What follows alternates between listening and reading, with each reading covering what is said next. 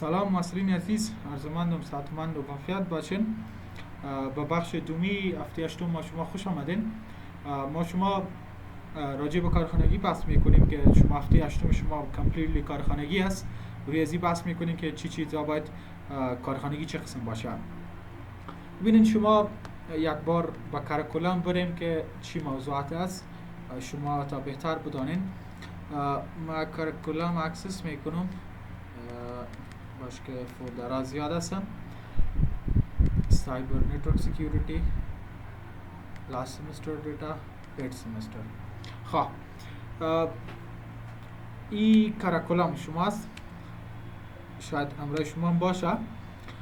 دی ما شما نقاط مختلف که داشتیم، ما شما تنوز موضوعات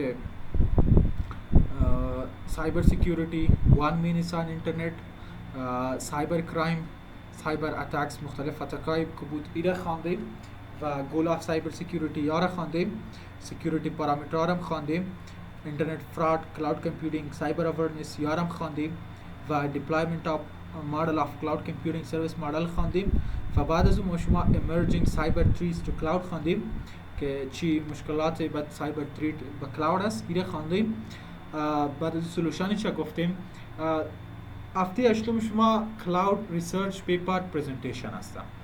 هفته هشتم شما کارخانگی است. شما باید ببینین که چی کارخانگی است و پرزنتیشن باید آماده بکنین. ما شما راجع به این بحث میکنیم که کارخانگی شما چی است و چی را باید شما انجام بدین. به خاطر از این میایم گوگل کروم ما باز میکنم. شما چی میکنین؟ ریسرچ پیپر میخواین. در بخش کلاود شما کلاود کمپیوتینگ ریسرچ پیپرز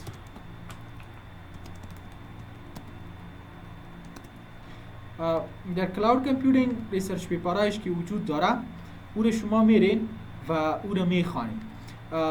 بعد از او زمانی که او رو میخوانین از روی از او شما یک پرزنتیشن جور میکنین و این پرزنتیشن شما باز میارین بخیر دستان پرزنت میکنین، پیپر هم دانلود کنین میکنین.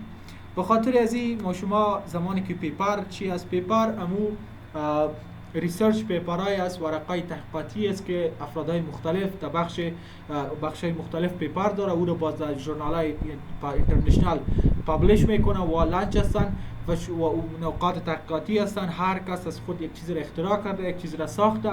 شما از واره میگیرین و هر کدامتان 2 پیپر و 1 تا مینیمم باید باشه و 3 تا ماکسیمم، یعنی بین 1 و 3 2 باید باشه دیگه. 2 پیپر میگیرین و ایره کستومایز میکنین، میخوانین، خلاصه میکنین، از روی از پرزنتیشن میسازین و کل معلومات از رو جمع آوری میکنین. به طور مثال گوگل اسکالر میریم، یکی از سورس هایی که شما میتونین پیپرها را اکسس بکنین او گوگل اسکالر هست. گوگل اسکالر را نوشته میکنین و ایمیل لینک اولی که هست ایره باز میکنین. دیجا ما شما چی ریسرچ میکنین؟ دیجا ما شما اول کلاود کمپیوتینگ سرچ میکنین. کلاود کمپیوتینگ سرچ میکنین. مثال اینمی کلاود کمپیوتینگ ا پرسپکتیو استادی، ا وی آف کلاود کمپیوتینگ ایره باز میکنین. زمانی که ایره باز کردین ببینین تیبل آف کانتنت هستی. ای کدام موضوعات داره؟ لیدین، انتروداکشن، دیفاین، کلاس آف یوتیلیتی، 10 obstacle opportunities و بعد از شما میرین اینمی ابسترکت شما میخوانین. ای فکر کنم کدام تاپیک است، پیپر نیست، کدام داکس است. باز میرین امیر میخوانین و بعد از شما زمانی که ایره خواندین از روی از یک ریپورت جور میکنین، اما با کلمات خودتان. کلمات تکراری باید نباشه، با کلمات خودتان باید از روی از ریویو بکنین. میریم یک پیپر دیگر هم پابلش میبینین، مثال کلاود کمپیوتینگ the business perspective ایره باز میکنین. ببینید اینی یک پیپر است، ریسرچ پیپر است. دیجا ابسترکت ازی است، شما میتونید ابسترکت ازی اکسس بکنین و ما شما باشه که پیپر باز شوه. ما شما کلاود کمپیوتینگ د بیزنس پرسپکتیو از را میبینید، نظر بیزنس چی است. ببینید این یک ریسرچ پیپر است، اما دیگه بر شما تنها ابسترکت است. ابسترکت امو معلومات خلاصه ازی است که چی معلومات خلاصه است که یا کدام موضوعات است که اینمی پیپر در خود داره. ایرش خلاصه از او است. ببینید داخل میگه finally we outline some of the key issues facing governmental agencies who due to the unique nature of the technology will have to become involved in the regulation of اینمی کار خودم میگه. و شما ببینید دیگه پیپر از این است، این از شما پول میخواد اکثر اوقات. باز شما اینمی برین دیو از این کاپی بکنید. این دیو از این است، دی او آی که است. این را کاپی بگیرین، من میرم این را سلکت میکنم و کاپی میکنم. کاپی و بعد از اون شما یک وبسایت داریم sci-hub، این را باز میکنیم. این یک وبسایت است sci-hub.do است. این را باز میکنین، امو دو دیوایی که کاپی کردین اینجا اوپن کنین. اگر پیپر وجود داشتی که اوپن شد، این بر شما اوپن میکنه. 95% پیپرهای جو اوپن میشه. بعضی از پیپرهایی که تازه پابلش شده یا هم خیلی سابقه هستن بزرگ شاید باز نکنن. دیگه اکثر پیپرها را بر شما اوپن میکنه. پس زمانی که این پیپر شما اوپن کردین دانلود میکنین و شما باز میتونین کامپلیتلی او را بخونین. ببینین این پیپر را برای شما اوپن میکنه. یک دقیقه وقت انتظار میگیره. خیره منتظر باشین. اینا برای ما ببینین یه چیز آمد که دانلود بکنین. این را اوپن میکنه. ببینین پیپر خیلی سایزش خرد میباشه. شما میتونین که از دانلود بریم این پیپر را داکومنت 6 امروز تاریخ 7 ببینین تازه نام از چی بود این نیست، تاریخ جا معلوم است. اینمی مارستون ببینین 2011 است. این برین از طریق مایکروسافت ادوب ریدر یا مایکروسافت ایج هر کدامش شما بلد هستید. ما با مایکروسافت ایج باز میکنیم. ببینین این کامپلیت پیپر از 14 ورق است، یک ذره زیاد است. شما مکمل انفراستراکچر یک موضوع رو خوب صحیح خلاص پس کردن. شما کل از این میخوانین، با ضربین از یا امون نقاط مهم از یا را میگیرین و او را پرزنت میکنین. با سورس های مختلف که داره شما او را پرزنت میکنین.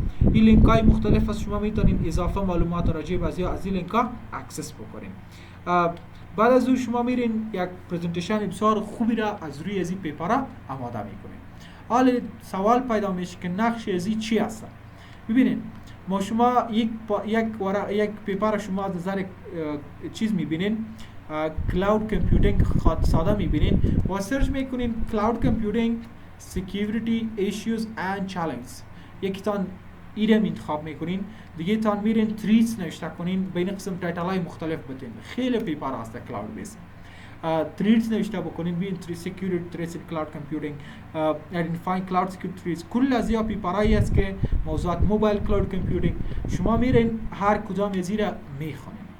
هر کس دو پیپر باید یک عمومی یک شده رشته سایبر سکیوریتی باید بگیره و این خلاص بکنه و از روی از او یک پیپر با شما یک پرزنتیشن شروع میکنه. ببینین این از آی تریپل است. اینجا مکمل ابسترکشن است. ابسترکت است. شما دیگه ببینین دیگه معلومات شما از شما ساینین میخواد. پس راه حلش چی است؟ بازم میریم اینجا میبینین دی او آی شه. دی آی زیر میگیرین کپی میکنین. باز هم کنترل سی بیاین با sci-hub.do دیگه بیاین این طریقه ریسرچ است. خیلی زیاد امرای لیتریچر ریویو است. این را اوپن بکنین. با اوپن کردن ازی باز هم شماری دایرکت میشین با مو پیپر که ما شما نیاز داریم برای ما شما این را باز میکنین. ببینید لینک دانلود داد.